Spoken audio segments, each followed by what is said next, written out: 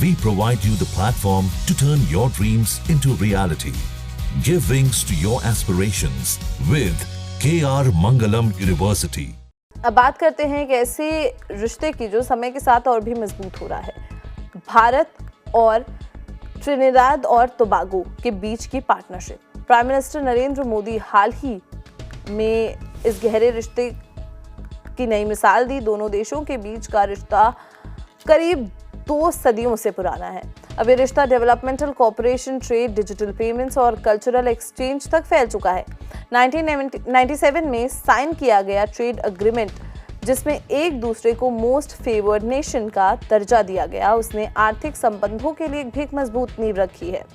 Trinidad and Tobago Caribbean में एक strategic economic role निभाते हैं और ये भारत के एक्सपोर्टर्स के लिए गेटवे हैं प्योर कैरेबियन मार्केट के लिए। हमारे बायलैटरल ट्रेड में भी अच्छी ग्रोथ देखी गई है, जो 2020 से 21 में $264 मिलियन थी, वो बढ़कर 2024-25 में $341 मिलियन तक पहुंच गई है। भारत यहां से मुख्य रूप से vehicles, iron and steel, pharmaceutical products और प्लास्टिक गुड्स एक्सपोर्ट करता है। बदले में हम वहां से mineral fuels and oils, substances, iron and steel और एल्यूमिनियम इंपोर्ट करते हैं। एक बहुत ही इंपॉर्टेंट स्टेप 2024 में आया, जब ट्रिनिडाद एंड टोबैगो भारत का United payments interface UPI adopt करने वाला था और ये पहला कैरेबियन देश बना। इससे डिजिटल पेमेंट्स इंफ्रास्ट्रक्चर को बूस्ट मिलेगा। Tourism, pharmaceutical, IT, renewable energy और एजुकेशन जैसे सेक्टर्स अब कोलैबोरेशन के नए एरियाज बन रहे हैं, जो इस पार्टनरशिप की बढ़ती हुई पोटेंशियल को दर्शाते हैं। भारत और ट्रिनिडाद और टोबैगो के बीच पार्टनरशिप जॉइंट कमीशन मीटिंग और फॉरेन ऑफिस कंसल्टेशंस जैसे कि इंस्टीट्यूशन मैकेनिज्म्स पर बेस्ड है। पहला JCM 2011 में न्यू दिल्ली में हुआ और लेटेस्ट FOC अगस्त 2021 में पोर्ट ऑफ स्पेन में हुई थी। भारत ने इस कंट्री के साथ डेवलपमेंट पार्टनरशिप को भी बढ़ाया है।